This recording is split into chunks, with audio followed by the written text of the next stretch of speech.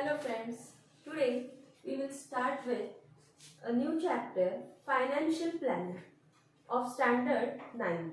It is chapter number 6. Now, what is planning? Planning means certain steps which we should take to achieve a goal. That is called as your planning. Now here we are going to do some planning related with finance. ये सब आप भी करते हो.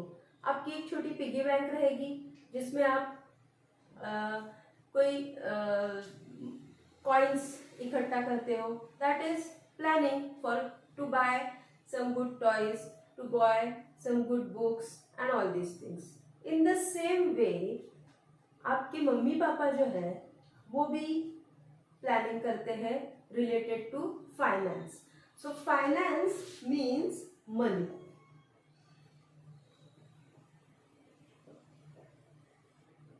Now you need money for all different purposes. आपको छुट्टी पे बाहर जाना है, पैसे लगेंगे. होटल में खाना खाना है, पैसे लगेंगे.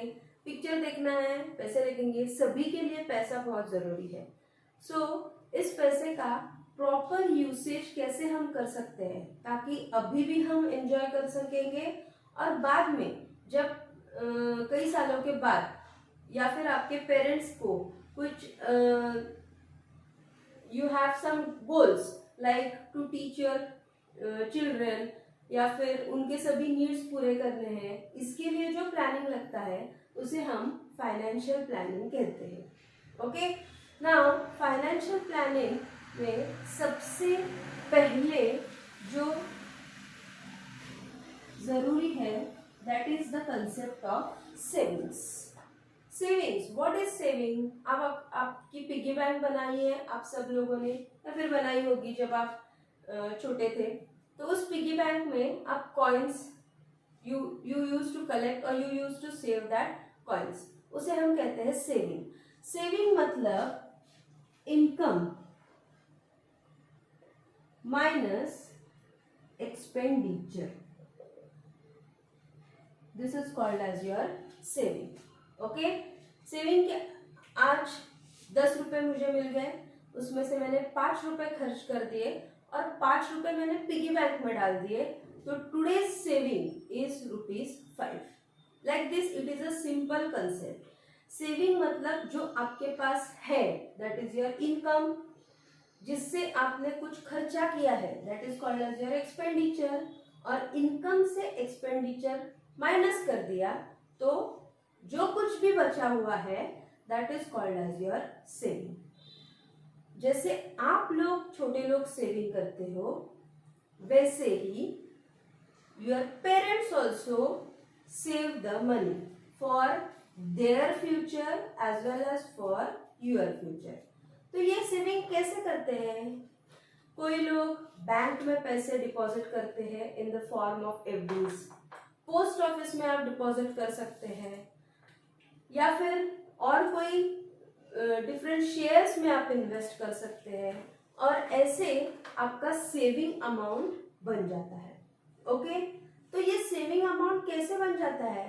तो पापा की या मम्मी की जो कोई भी सैलरी है उससे घर का खर्चा, सभी आपके बाकी के एक्सपेंसेस जाके जो कुछ भी बचता है उसे हम क्या कहते हैं? सेविंग.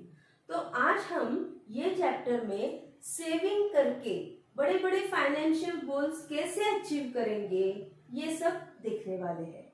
अभी ये savings, why do we need savings? So we know that importance of saving. Saving we need for 2 purposes. First, predictable expenses.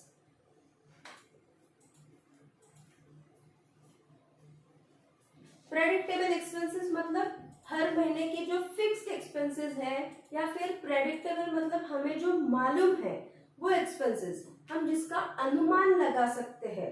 The expenses that we can predict are called as predictable expenses. Like घर का खर्चा है, grocery bill, vegetable bill, light bill, water bill, school fees, all these are predictable expenses. Even for that matter, we are going on a vacation that is predicted. आप अगर दिवाली में कोई vacation में जाना चाहते हो तो उसकी प्लानिंग हम 3-4 महीने पहले कर देते हैं. That is called as your predictable expense. And सबसे ज्यादा जरूरत सेविंग्स की कब होती है? For unpredictable expenses.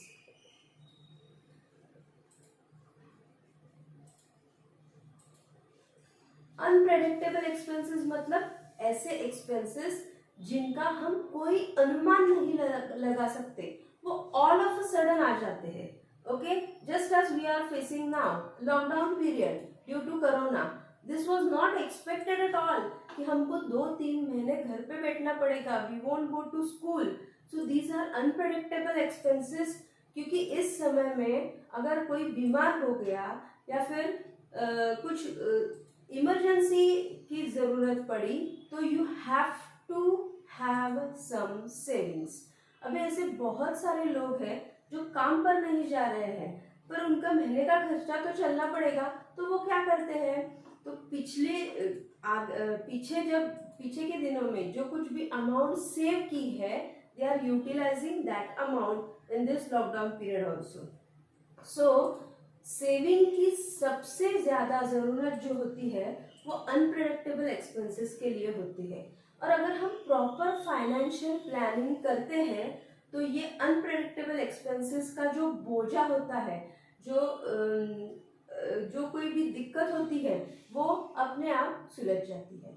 So this unpredictable expenses are hospitality और due to some pandemic like corona we are facing. ये सभी जो है ये अनप्रेडिक्टेबल एक्सपेंसेस है जिसका हम कोई अनुमान नहीं लगा सकते, पर वो करना जरूरी पड़ता है.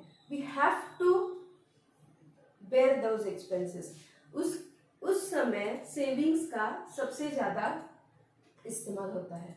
तो इस चैप्टर में we are going to see what is saving, what is expenditure, what is income और हम सेविंग कैसे कर सकते हैं. इससे रिलेटेड कोई प्रॉब्लम्स जो कोई भी है वो हम सीखने वाले हैं पहले पार्ट में. और दूसरे पार्ट में we are going to deal with what is income tax and what are some taxes that we are going to pay to the government and all these things. तो पहले पार्ट में we will start directly with examples for financial planning.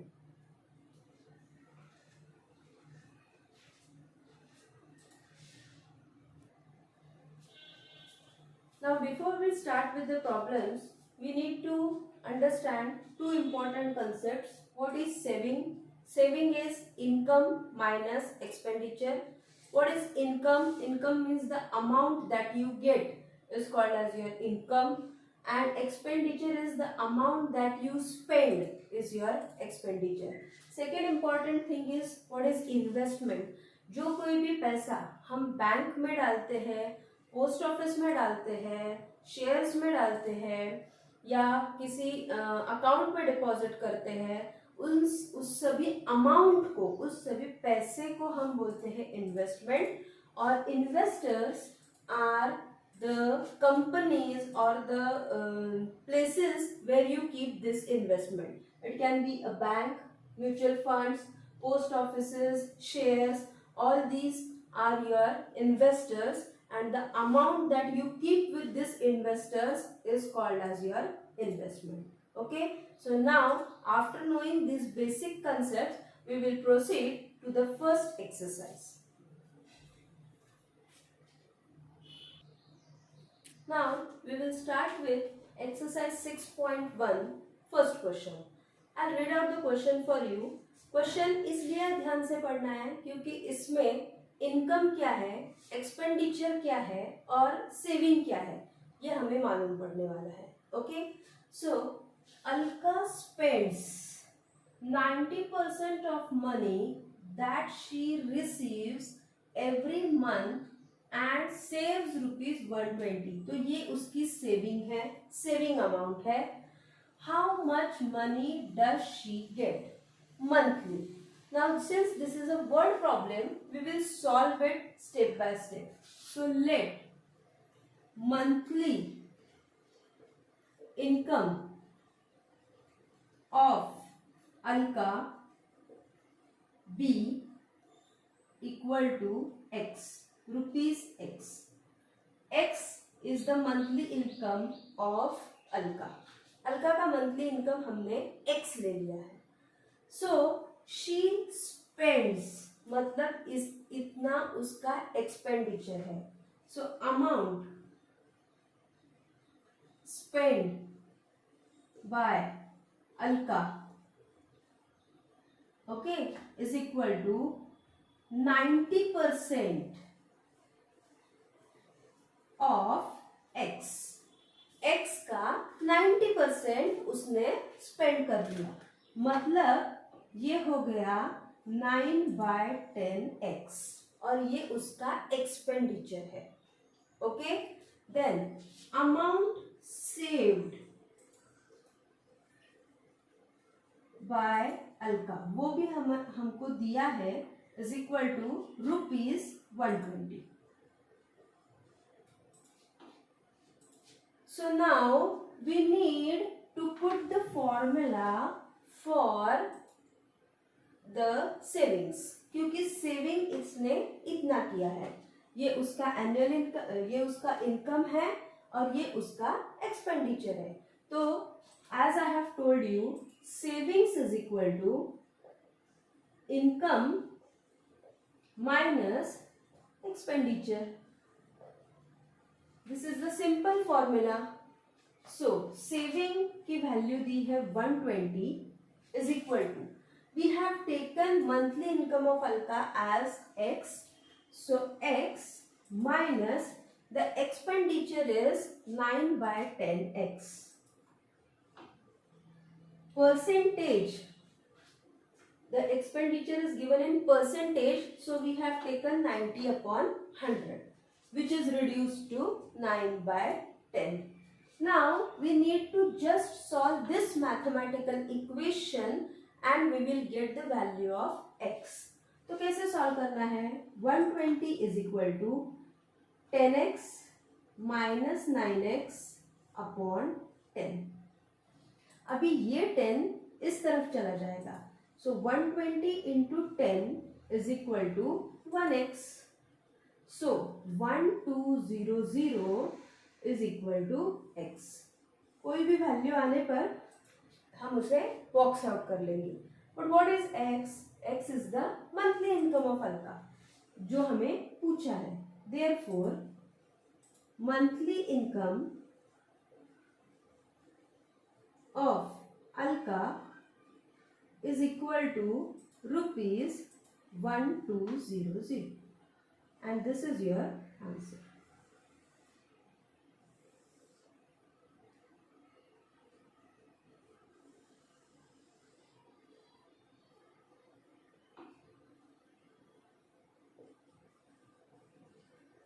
Very simple problem. पहले आपको problem ध्यान से पढ़ना है. जो इनकम है, जो एक्सपेंडिचर है और जो सेविंग है उसे ध्यान से नोट करना है और फिर using one single formula you can find out rest of the things. ये उसका मंथली इनकम हो गया जो हमें पूछा है. Now I will ask you a question by saying, अगर मैंने आपसे पूछा कि तो उसका ईयरली इनकम क्या है, तो ये हो गया मंथली इनकम. इसे आपको इंटू 12 करना है तो वो हो जाएगा अलका का yearly income. Like this you can expand your knowledge by thinking in this way. Okay, please take a note.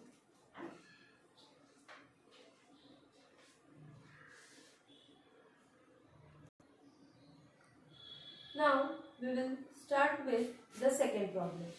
Second problem, I'll first read out.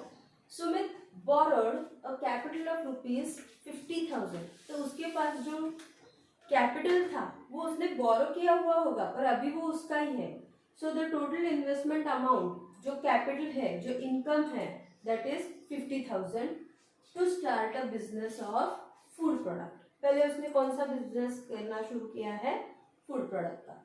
In the first year he suffered a loss of 20%. उसको loss हुआ है, मतलब उसका amount जो है वो 20% से कम होने वाला है. Okay, so here first we will note down capital investment of Sumit equal to rupees 50,000. Okay, then loss of 20%. So loss of 20%.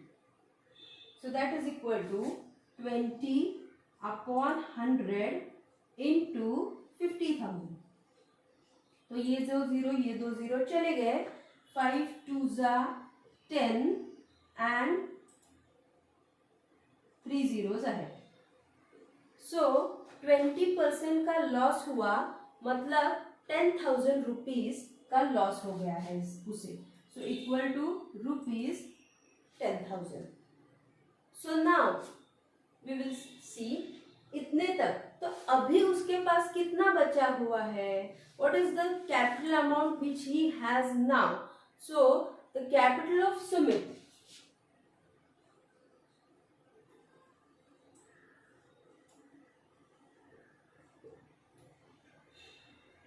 after 1 year is equal to 50,000 minus 10,000.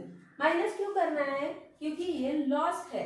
Loss जो है वो इन्वेस्टमेंट से हम कम कर देंगे, तो we will get a capital of rupees 40,000. This is for what we have read up to now.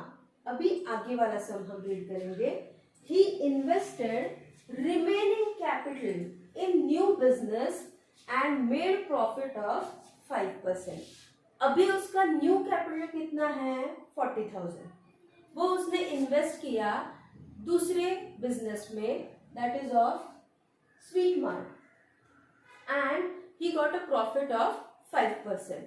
So amount invested in new business is equal to rupees 40,000. Now, after he invested rupees 40,000, he got a profit of 5%. So, profit made in new business is equal to 5%. तो profit in rupees हमको निकालना पड़ेगा. That is equal to 5 upon 100 into 40,000, क्योंकि इस पर उसने profit बनाया है. सो व्हाट इज, ये दो जीरोस को ये दो जीरोस चले गए, एंड 5 4 20 विथ 2 zeros. सो ये हो गया 2,000 रुपीज. 2,000 रुपीज का उसका प्रॉफिट हो गया है. Okay, so now new capital in hand, हमारे हाथ में अभी कितना बचा हुआ है? ये 40,000 है, प्लस ये प्रॉफिट का 2,000 है.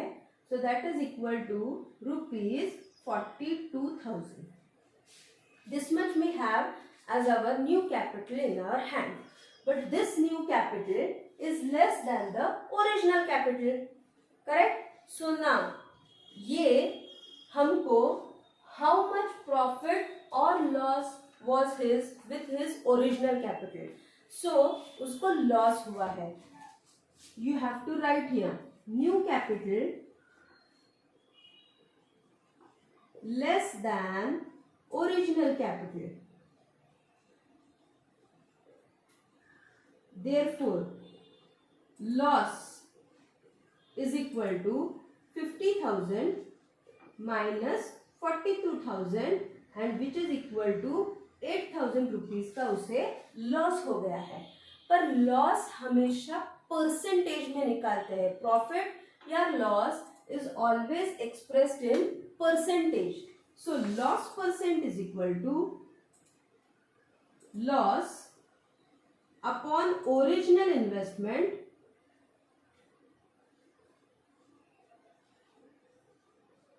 into 100. Okay, so using this formula you can calculate the loss, which is equal to 8,000 upon 50,000 into 100. And when you calculate this, 0 को 0 आप कट कर लेंगे और ये जब आप सॉल्व कर लेंगे तो आपको लॉस परसेंटेज मिल जाएगा 16%. Okay, so loss is equal to 16%. Please remember that loss or profit is always calculated in percentage. Loss या फिर profit को you need to calculate it in percentage. तो कैसे calculate करते हैं percentage में? It is calculated as loss upon original investment into 100. Okay, so अभी I'll explain you once again step by step हमने ये सब कैसे किया है. पहले हमने ओरिजिनल इन्वेस्टमेंट ले ली, वो 50,000 थी, उसमें से उसे लॉस हुआ है 20%, तो वो लॉस के अमाउंट है 10,000 रुपीज. इतना ओरिजिनल इन्वेस्टमेंट से कम हो जाएगा, सो वी गेट 40,000. अभी एक साल के बाद मैं बची हूँ सिर्फ 40,000 रुपीज से. सो that is my new capital which I am going to invest in my second business. So amount invested in new business is 40,000. उस पर मुझे फायदा हो गया 5% का. So profit is 5%. So I have calculated it. That comes to 2,000 rupees. तो नया capital मेरे पास कितना है? 40,000 तो पहले वाला था ही, प्लस 2,000 रुपीज मैंने प्रॉफिट बना लिया. तो न्यू कैपिटल इज 42,000. अभी ये न्यू कैपिटल है पर ओरिजिनल कैपिटल से कम है, इसलिए आई हैव अ लॉस. अगर यहाँ पे मुझे 58,000 या फिर 62,000 ऐसे कुछ मिल जाता तो I have made a profit. तो कितना लॉस है? 8,000 रुपीज. पर लॉस हमेशा परसेंटेज में, या फिर प्रॉफिट पूछा है तो हमेशा परसेंटेज में लेना पड़ता है. सो उसका परसेंटेज हम निकालेंगे.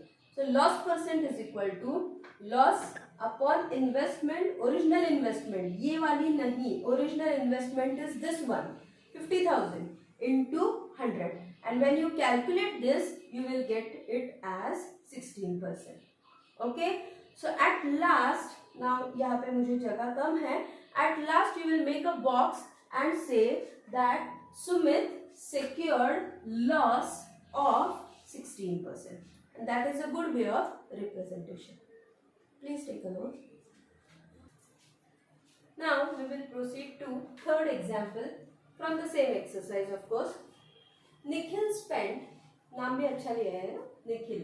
Nikhil spent 5% of monthly income on children's education, invested 40%, 14% in shares, okay, deposited 3% in a bank and used 40% in daily expenses. He was left with a balance of 19,000 rupees. What was his income that month? उसका उस महीने का monthly income हमें जानना है. Now, if you read the problem carefully and see, we will say let monthly income of Nikhil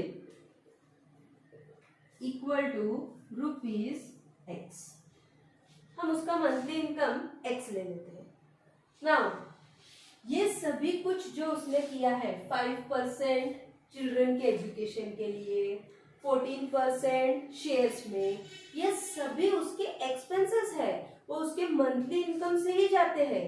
so all these are expenses done by Nikhil per month. Okay, so monthly expenses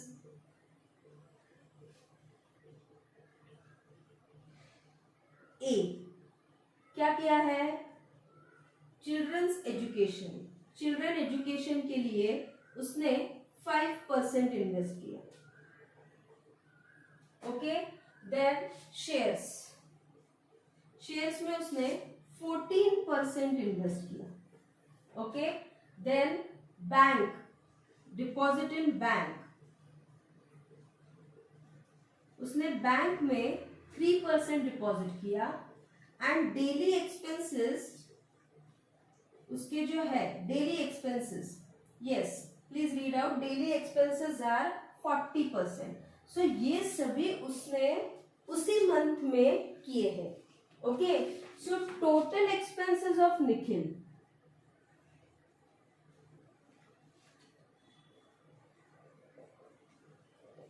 or you can say total monthly expenses is equal to, इन सभी को हमको क्या करना है, add करना है. So it will be 5 plus 14 plus 3 plus 40.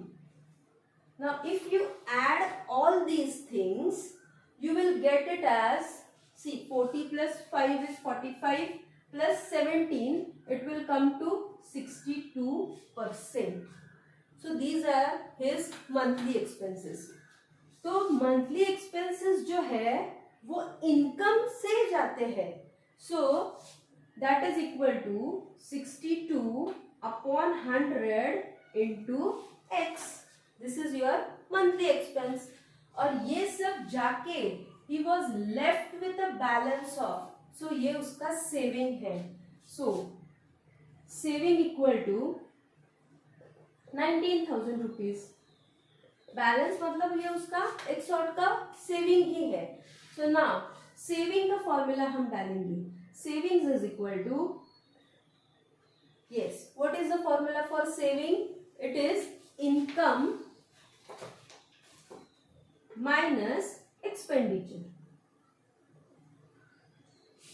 So now we are therefore 19,000 ये उसका सेविंग है, इनकम है उसका x और एक्सपेंडिचर है उसका 62x upon 100. Okay, so now we need to solve this. Therefore 19,000 equal to, इसे हमें क्रॉस मल्टीप्लाई करना पड़ेगा, 100x minus 62x upon 100. Now 100 minus 62 will come to 38. 19,000 is equal to 38x upon 100. अभी ये 100 भी इस तरफ चला जाएगा. So it will be 19,000 into 100 upon 38 is equal to x.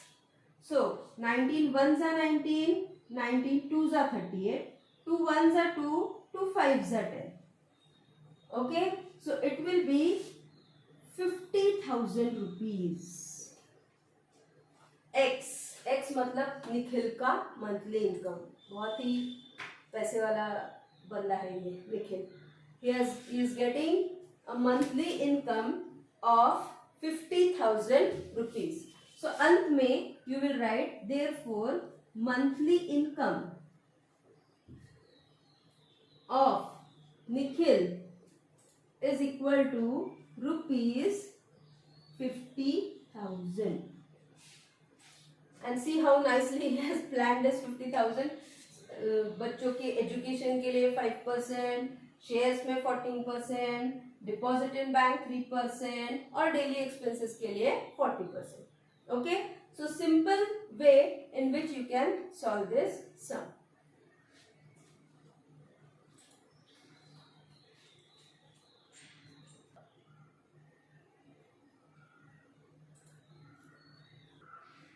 Now we will proceed with the last example. This is exactly similar to the previous example solved. जो निखिल का हमने example solve किया था, it is similar to that example. Okay, so I will just give you the steps and you will solve it. तो Samira spent, ये उसने खर्च किया है 90% of her income and donated 3% for social cause. Donate किया है उसने मतलब उसने स्पेंड ही किया है क्योंकि वो उसके पास से चला गया है. Okay, and she was left मतलब उसके पास बचा है मतलब वो आपका सेविंग है this much 1750. So what was her monthly income. अभी पहले जैसे हमने शुरू किया था वैसे ही we will start with let monthly income of Samira equal to rupees X. Okay, now expenses of Samira, जैसे हमने पहले लिखा था वैसे ही you will write it down A B. उसने सिर्फ दो ही एक्सपेंस किए हैं, income spend it is 90% and donated amount, or you can say donation, it is 3%. so उसका total expense कितना हो गया है that we need to calculate. so total expense equal to 90 plus 3, that is 93%. मतलब 93/100 into x, that will be 93x/100. ये उसका total expense है. Okay, now she is left with, so saving of Samira is equal to rupees 1750. This is her saving. तो अभी saving का आपको formula लिखना है. What is saving is equal to income minus expenditure. Saving है आप उसका 1750, इनकम है x, एक्सपेंडिचर है 93x/100. इसे सिर्फ क्रॉस मल्टीप्लाई करना है, सॉल्व करना है, और आपको x की value at the end you will get it as 25,000. so at last what is x? X is monthly income of Samira. therefore monthly income of Samira equal to rupees 25,000. Okay, ये calculations आपको बनाना है. Exactly आपको cross multiply करना है, minus करना है, multiply करना है, you will get the answer as 25,000. Very simple algebraic calculations which you can try out. Okay, so here we have completed the first exercise of financial planning.